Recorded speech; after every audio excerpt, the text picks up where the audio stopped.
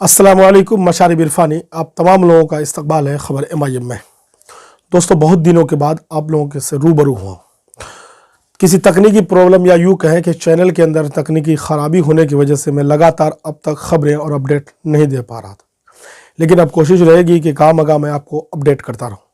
मजलिस इत्तेहादुल मुस्लिमीन के supremo barrister जनाब असदुद्दीन ओवैसी साहब ने एक साथ सिविल कोड को लेकर all India Muslim personal law board की मीटिंग में बड़ी बात कही है।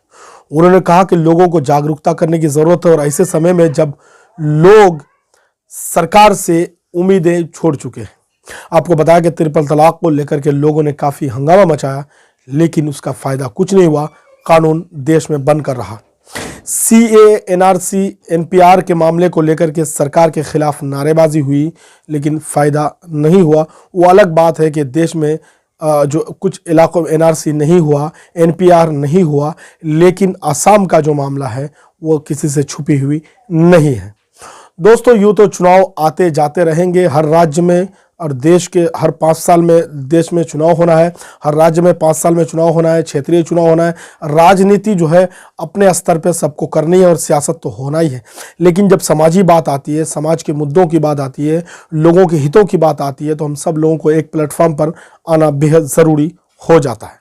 दोस्तों, बताएं क्या देश की सियासत किस करवट बदल रही बैठ रही। एक तरफ कांग्रेस के जो यात्रा था, भारत जोड़ो यात्रा, उससे कितना फ़ायदा होगा कांग्रेस को, ये तो आने वाला वक्त पता चलेगा, लेकिन फिलहाल कांग्रेस ने भारत जोड़ो यात्रा अपना मुकम्मल कर चुकी है।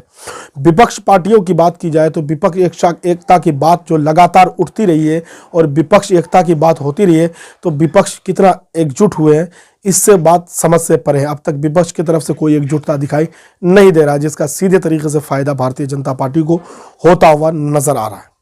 दोस्तों, इसी में AIMIM चुनाव लड़ रही है, तो AIMIM के चुनाव लड़ने से लोगों को तकलीफ क्यों होता है? आए दिन लगातार AIMIM पर निशाने साधे जाते हैं, लेकिन समझने वाली बात यह होगी कि सारी पार्टियां चुनाव लड़ती है। जो भी सेकुलर पार्टी अपने आप को सेकुलर पार्टी कहती है, सारी पार्टियां चुनाव के मैदान में होती है और अपने दम और खम दिखाती है और चुनाव लड़ती है, लेकिन इल्ज़ामात किसी पर नहीं बल्कि सिर्फ AIMIM पर भी इल्ज़ाम लगा दिए जाते हैं। दोस्तों, समझने वाली बात होगी 2024 के लोकसभा चुनाव, उसके बाद 2025 में बिहार में विधानसभा चुनाव, उससे पहले AIMIM का इस साल का राजस्थान का चुनाव है और चुनाव को लड़ रही है। AIMIM तैयारी कर रही है। उसके बाद अगर बात करें तेलंगाना, आंध्र प्रदेश, तेलंगाना के विधानसभा चुनाव है, तो AIMIM अपनी जो है रणनीति में कोई चेंज नहीं कर रही है। अपनी जो स्टाइल है, उनका जो तरीका है, उसी तरीके पर चुनाव के मैदान में लगातार उतर रही है और बिना किसी इल्ज़ाम के परवाह किए हुए अपने कदम को आगे बढ़ा रही है। दोस्तों, नए दोस्त हैं, चैनल को सब्सक्राइब नहीं किया तो चैनल को सब्सक्राइब कीजिए, वीडियो को लाइक कीजिए, शेयर कीजिए और कमेंट करके ज़रूर बताइएगा। अगले अपडेट के साथ हम मिलेंगे। और दोस्तों, चैनल में तकनीकी प्रॉब्लम की वजह से लगातार मैं अपडेट नहीं दे पा रहा।